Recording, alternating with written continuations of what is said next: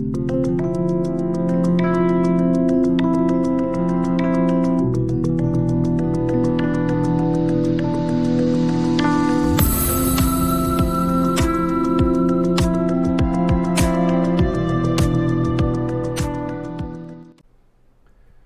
friends, welcome back to my channel Physicist Buddhist in California. I am Dr. Sanjay Sood and I'll be your host and your presenter for this particular channel. So today's topic is Robert Oppenheimer. Recently his biopic came out and it was a worldwide hit. I'm sure many of you have seen that movie. So the purpose of this video is to put that movie and Oppenheimer himself in proper context. So I'm a physicist and Oppenheimer was a famous theoretical physicist, so every physicist at least knows his name. If they don't know his work, I actually know his work also, because for my PhD dissertation I actually referred to his papers and so some of the work he did. So Oppenheimer was a famous theoretical physicist and he was perhaps the first great theoretical physicist that America produced.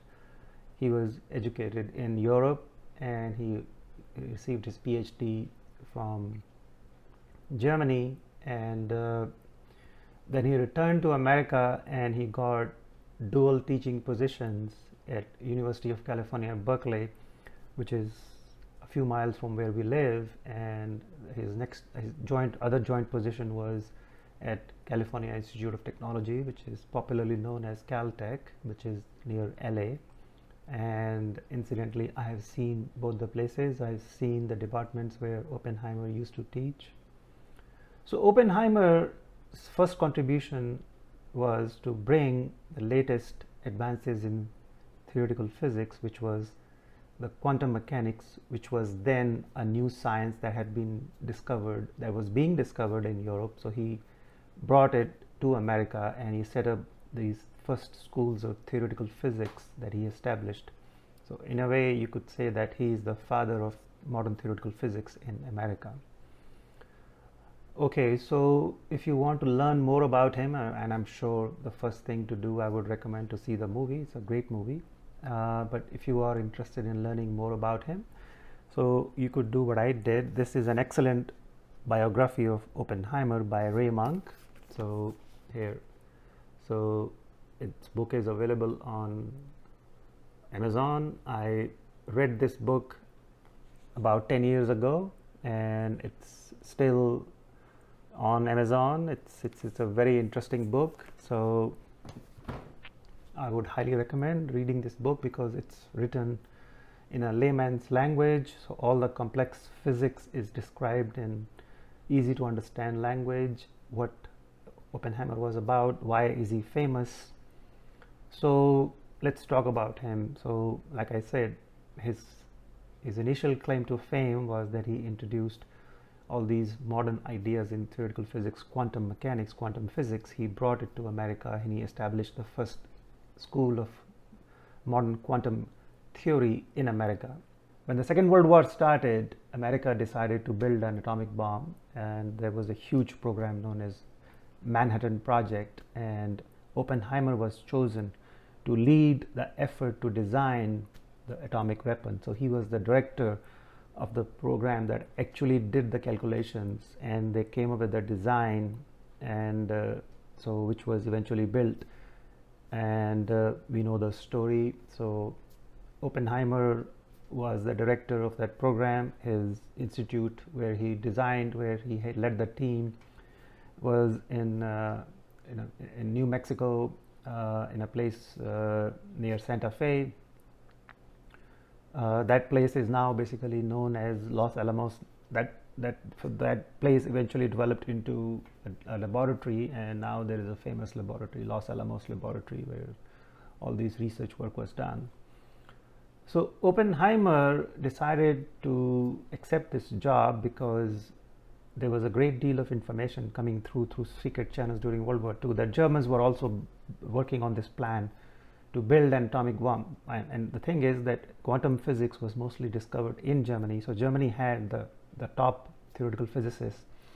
And they had the industrial infrastructure also. Germany was the leading industrial power. So people believed that Germans might be able to build this bomb. So America should also get into the race, and they should also build. In the end, Germans did not succeed. They didn't even come close to building the atomic weapon. But America did succeed. And so this is one of the ironies of history, that by the time the bomb was ready, the first test was done in the desert outside Los Alamos, in a place which is now famous as Trinity, on the 15th of July. That first explosion is shown in the movie. So by then the World War in Europe was already over. Germany had been defeated, and so then Americans decided to use that bomb against Japan, because Japan was still fighting. So that shortened the war, and they dropped 2 atomic bombs on Hiroshima and Nagasaki on 6th and 9th August 1945. Those dates would always be famous, because this was the only time that these weapons were used in a war. They were basically used as weapons of war, and thankfully since then these weapons have not been used.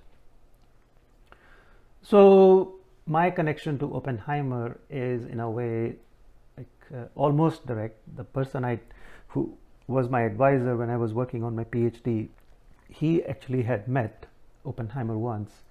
So he told me the meeting where he was present and what Oppenheimer said. And so I would like to share that anecdote. Oppenheimer could be quite harsh, when he was in a seminar. So some young physicist was presenting some idea, and Oppenheimer started attacking him rather brutally. And he was present at that meeting. And then he said Einstein was also present, and Einstein got up and he asked Oppenheimer to kind of calm down. So one great physicist stepped in to save this poor graduate student from another great physicist. So now let's talk about Oppenheimer the man. So Oppenheimer was, apart from a physicist, he was also interested. He was basically a Renaissance man. He was interested in classical music. He was interested in literature. His knowledge of literature was almost unsurpassable, and his knowledge of languages was also famous indeed. He learned Sanskrit language to read Bhagavad Gita, because he had read Bhagavad Gita in translation, and he was deeply impressed by that book when he was a young student, and he decided to learn Sanskrit so he could read Bhagavad Gita.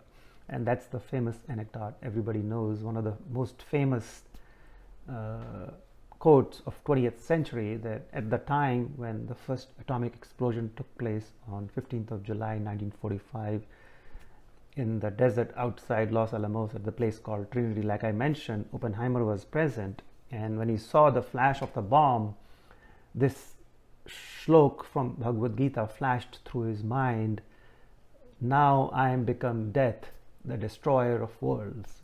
Well, so that quote is considered to be one of the most famous quotes, maybe if not the most famous quote of 20th century. Now the thing is that one has to keep in mind that Oppenheimer was a scholar of Sanskrit, so he must have known that actual shlok in Bhagavad Gita is referring to Kal. Okay, so that's what Krishna is saying to Arjuna. So that he has become Kal, and the Kal, which we know in Sanskrit, means two things. It can be translated as time, or it can be translated as death. So Oppenheimer chose the interpretation of that word Kal to be death. He could have chosen it time, but probably he knew that time would not make that much of an impact.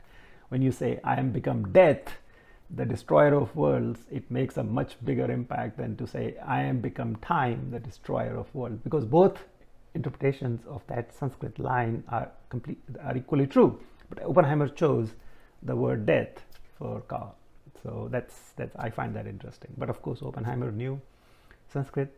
In fact, some of his graduate students, they mentioned in their anecdotes long after Oppenheimer was gone, that sometimes he would exchange notes with his fellow graduate student in Sanskrit, because if the graduate student also happened to know Sanskrit, then Oppenheimer would write a note in Sanskrit and he would expect an answer back in Sanskrit. So that was like sort of like insider's game that Oppenheimer liked to used to play. Yeah, but there is no doubt that he had a very high opinion of the philosophy behind Bhagavad Gita, and he was deeply impressed by it. He died in 1967. He was only 63 years old. Because he was a chain smoker, that probably had a lot to do with his early death. And but he was a complex character. There's no doubt about that. He was ambivalent about his role in bringing these weapons into the world, and he was a first-rate physicist, a genius. Of course, there is no hesitation on my part to say that yes, his physics was at the genius level. There is no doubt about that. And so his life remains, it's a very interesting character. So that's why people are writing books 50 years after his death. And so this is about all I have to say about Oppenheimer. I hope you like this video, and if you have some comments and suggestions, please look at the link below, and see you soon in my next video. Thank you.